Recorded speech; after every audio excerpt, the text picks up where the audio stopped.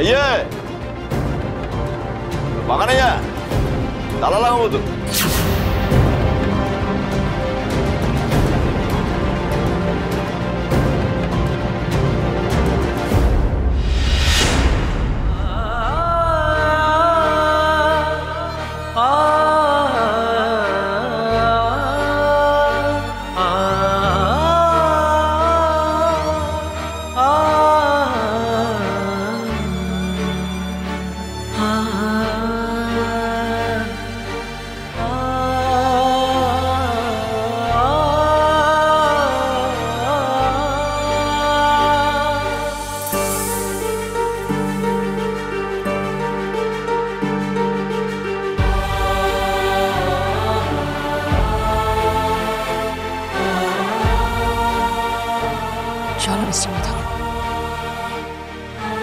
এই বাড়িটা ফিরে পাওয়ার লড়াই তো আমাদেরই করতে হবে।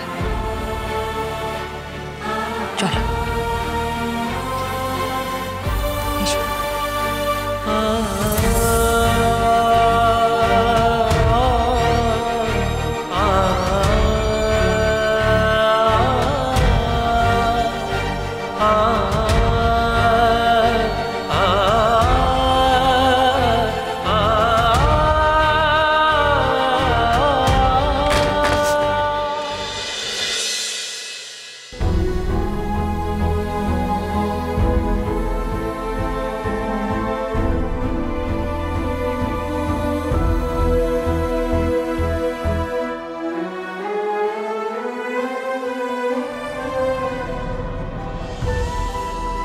বাবা,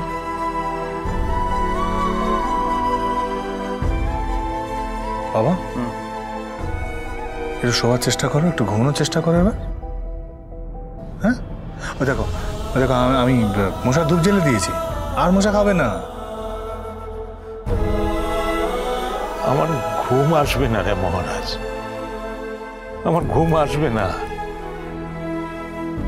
এই বাড়ির প্রতিটা ইট আমার বুকের পাঁজর রে। আচ্ছা মহারাজ, আমি আমার মাকে মুখ দেখাবো কি করে বল দেখি? হ্যাঁ,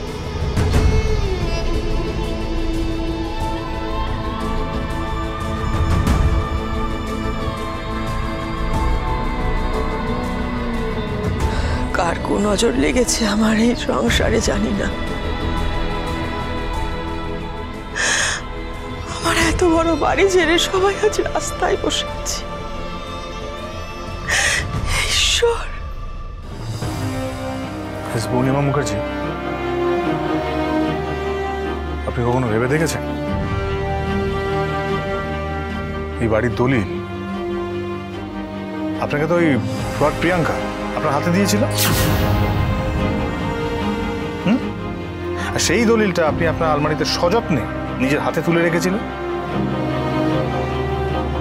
তাহলে সেই দলিলটা ওই ফ্রড নশ্বরের কাছে গেল কি করে ভেবে দেখেছেন কখনো? তাই তো, তাড়াহুড়ো করে বেরিয়ে চলে এলাম সবাই মিলে। লকারটা তো একবার খুলে দেখলামও না।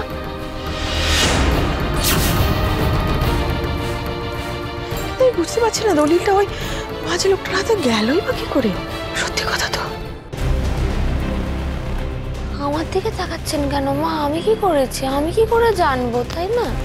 ওই লোকটা কি করে পেল দলিলটা? আমি তো এখন তো তালা দেওয়া, ঘরে গিয়ে যে চেক করবো দলিলটা আছে কি নেই, সে তারও তো উপায় নেই কোনো। ঠিক আছে, এর এমন কি? দরজাটা ভেঙে আমি ওই দলিল বার করে নিয়ে আসছি, দাঁড়াও। বাবা মা ওকে আটকান, শোনা ওকে আটকাও। নস্কর যদি পুলিশে খবর দেয়, ওকে যদি জেলে নিয়ে চলে যায়, তখন তো আমরা সবাই পূজা আমরা সবাই বিপদে পড়ে যাবো তো। মহারাজ দাঁড়া, যাস না, এখন থাক, একটু দাঁড়া। শোনো মিস্টার মাথা গরম, আমাদের মাথার উপর মা সিদ্ধেশ্বরী আছেন, উনি আমাদের ধৈর্যের পরীক্ষা নিচ্ছেন। তুমি দেখো, ঠিক কিছু না কিছু একটা ব্যবস্থা হয়ে যাবে। তোদের ক্ষতিটা আমি করব। কাল কোর্টে আমার তামাশা হওয়ার আগে দেখ তোর কি হাল হয় মহারাজ।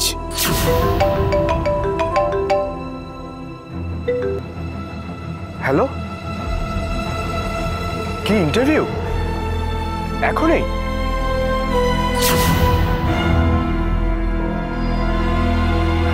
স্যালারি? হ্যাঁ ঠিক আছে, আই এগ্রি, আমি এক্ষুনি আসছি। মা, সোনা অসুবিধের মধ্যে থাকবে না বলে কেটে পড়ার তাল করছে নাকি? ও শোনো না, একটা বড় কোম্পানির উঁচু পোস্ট থেকে চাকরি এসছে, ঘাবড়িও না মা, আমি স্যালারি পেয়ে তোমার বাড়ি তোমার কাছে ফিরিয়ে দেবো।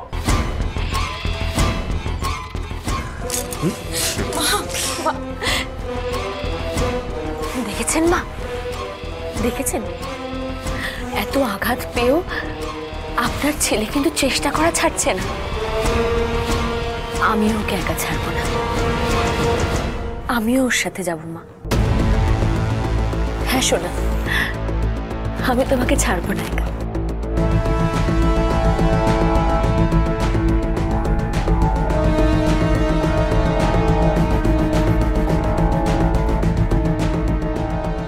কি মিসেস মুখার্জি, আপনার বড় ছেলে নাটকটা দেখলেন তো? আর তাছাড়া কোন কোম্পানি ওর ইন্টারভিউ নেবে বলে অফিসগুলো এই মুহূর্তে বসে আছে?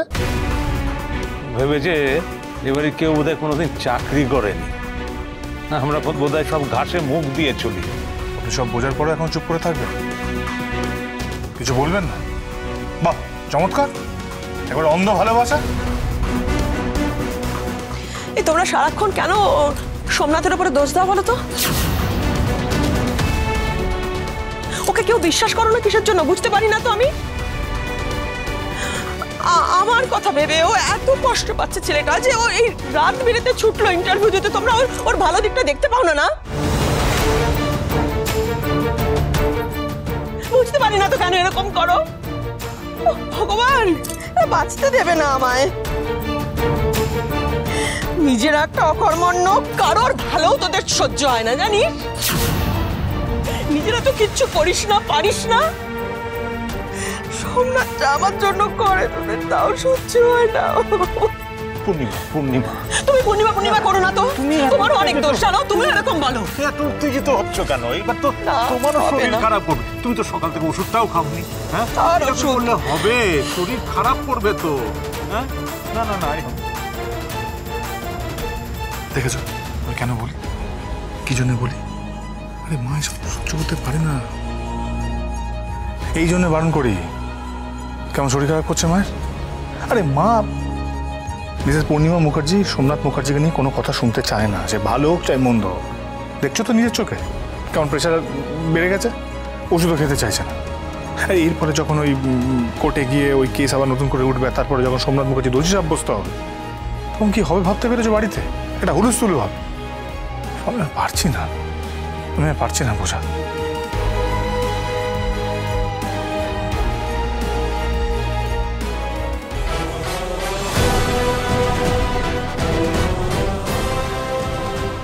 শোনো মিস্টার মাথাগড়, আমাদের সামনে এখন দুটোই লড়াই। একই বাড়ির সম্মান রক্ষা করা, আর দ্বিতীয়ত তোমার মাথায় যে কলঙ্কের দাগ লেগেছে সেই দাগ মুছে ফেলে তোমাকে তোমার প্রাপ্য সম্মান ফিরিয়ে দেওয়া।